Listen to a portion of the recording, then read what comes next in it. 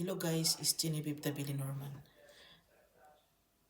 Guys, itong itong klaseng bulaklak na to, since mahilig ako sa bulaklak, parang nagandahan ako sa petals niya guys. Binili ata ito ng asawa ko. Maliit pa siya guys.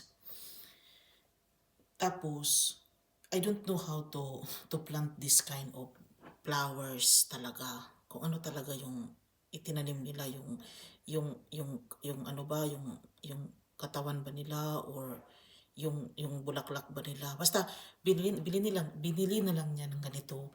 He bought this kind of flowers like this na tumaas na kasi siya guys. Tumaas na siya.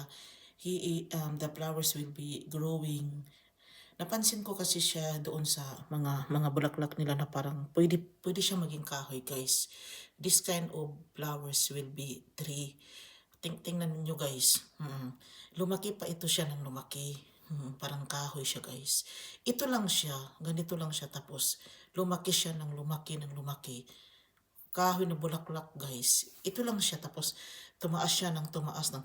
Napansin ko siya. Tapos yung Pilipina na nasa Norway, nag-explain siya guys about ito ko yung klaseng bulaklak kasi siya guys. Parang na siyang kahoy.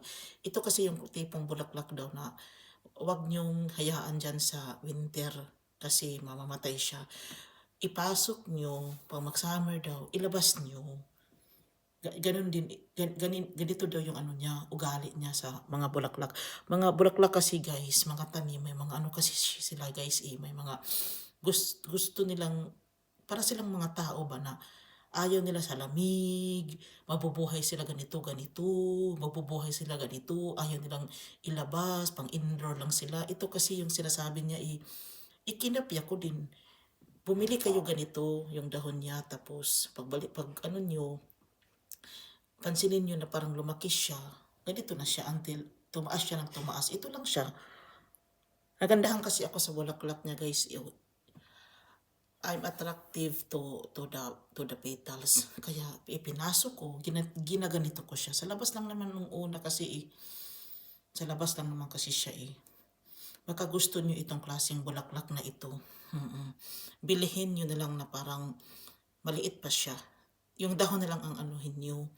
Yung dahon niya at saka yung petals niya. Bilhin nyo na parang maliit pa siya.